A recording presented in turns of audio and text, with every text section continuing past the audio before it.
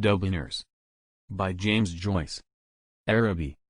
North Richmond Street, being blind, was a quiet street except at the hour when the Christian Brothers School set the boys free. An uninhabited house of 2 stories stood at the blind end, detached from its neighbors in a square ground. The other houses of the street, conscious of decent lives within them, gazed at one another with brown imperturbable faces. The former tenant of our house, a priest, had died in the back drawing-room. Air, musty from having been long enclosed, hung in all the rooms, and the waste room behind the kitchen was littered with old useless papers. Among these I found a few paper-covered books, the pages of which were curled and damp, _The Abbot_, by Walter Scott, _The Devout Communicant and _The Memoirs of Vidocq_.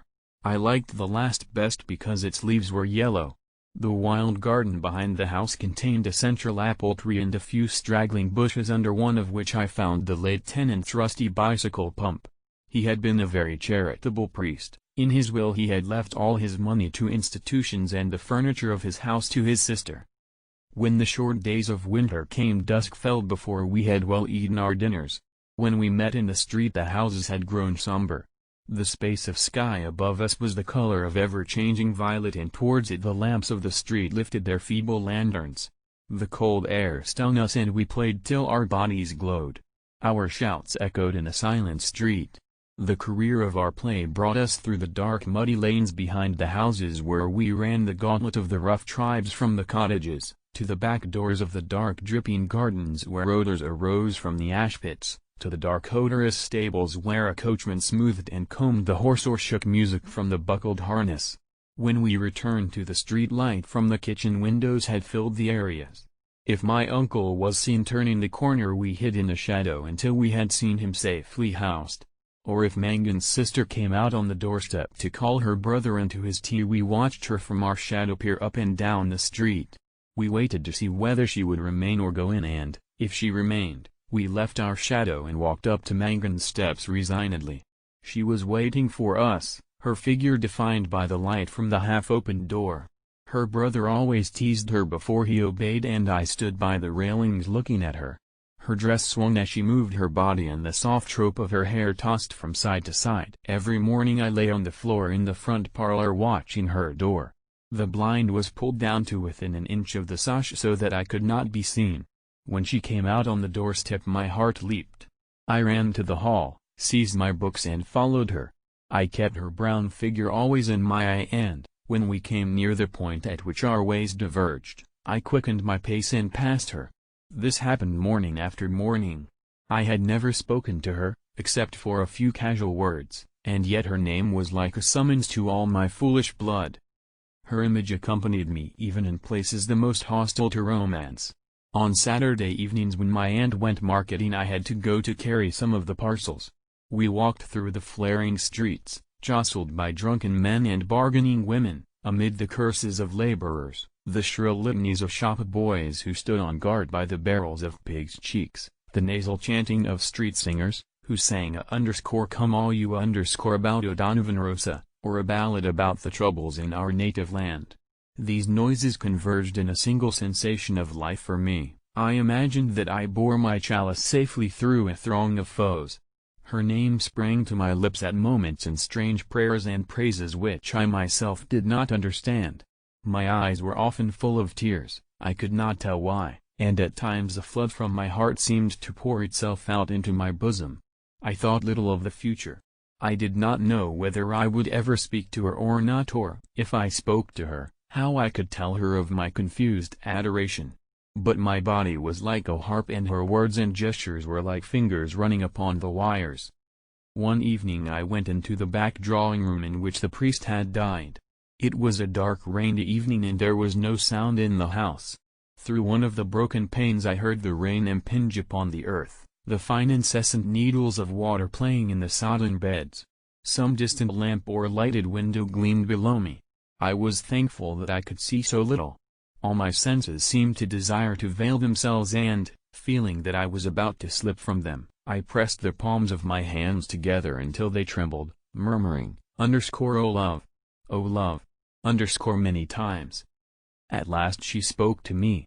When she addressed the first words to me I was so confused that I did not know what to answer. She asked me was I going to Araby. I forgot whether I answered yes or no. It would be a splendid bazaar, she said, she would love to go. And why can't you? I asked. While she spoke she turned a silver bracelet round and round her wrist. She could not go, she said, because there would be a retreat that week in her convent. Her brother and 2 other boys were fighting for their caps and I was alone at the railings. She held one of the spikes, bowing her head towards me. The light from the lamp opposite our door caught the white curve of her neck, lit up her hair that rested there and, falling, lit up the hand upon the railing. It fell over one side of her dress and caught the white border of a petticoat, just visible as she stood at ease.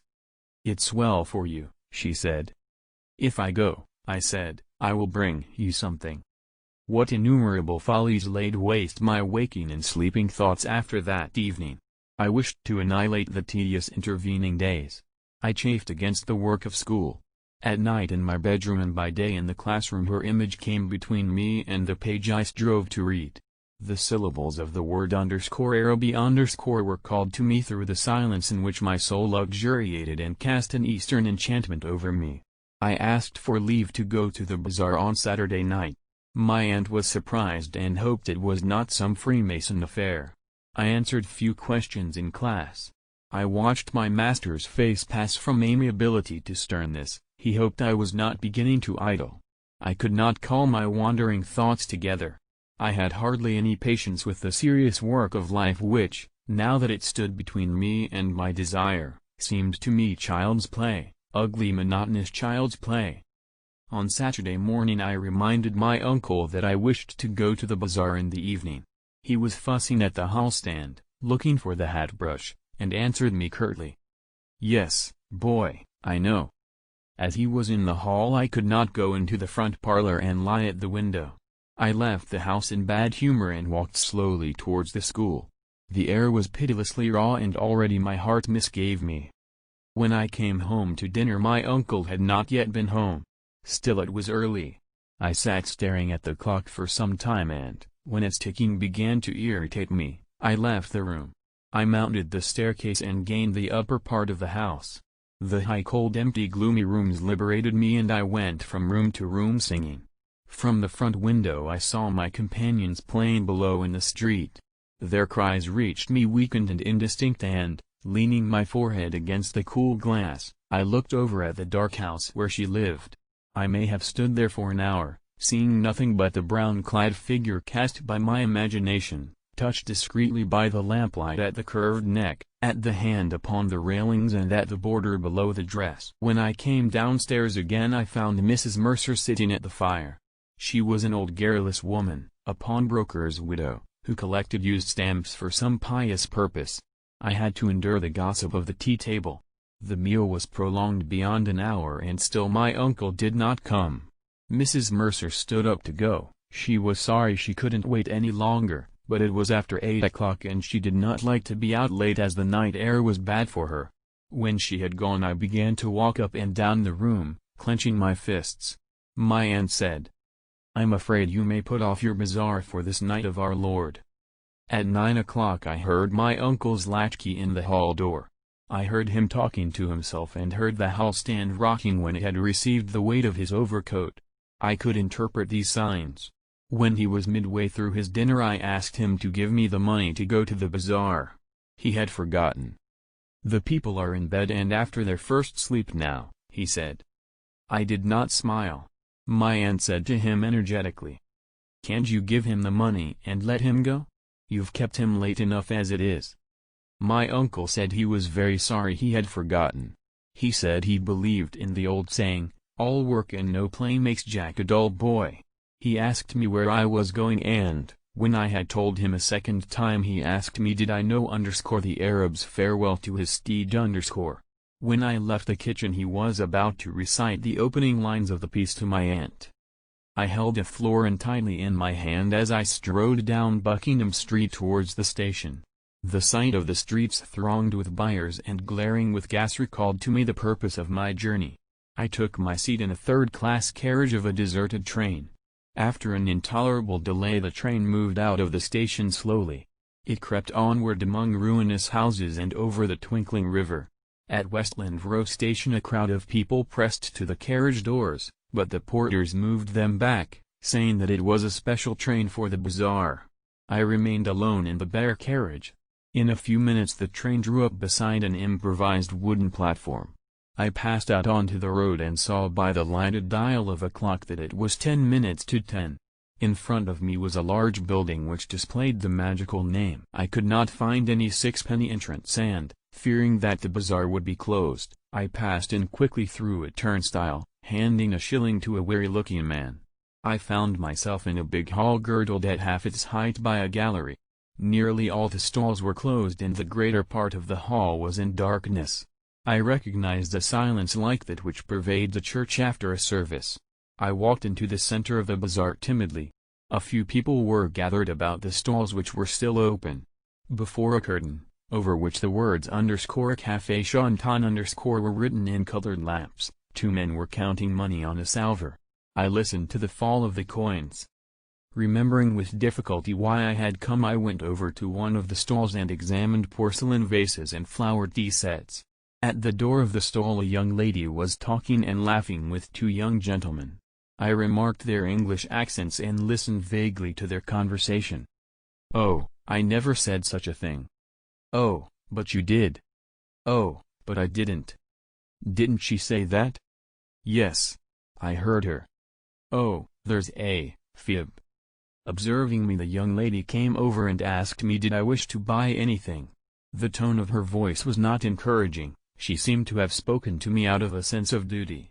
I looked humbly at the great jars that stood like Eastern guards at either side of the dark entrance to the stall and murmured, "No, thank you."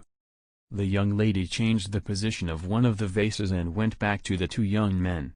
They began to talk of the same subject. Once or twice the young lady glanced at me over her shoulder.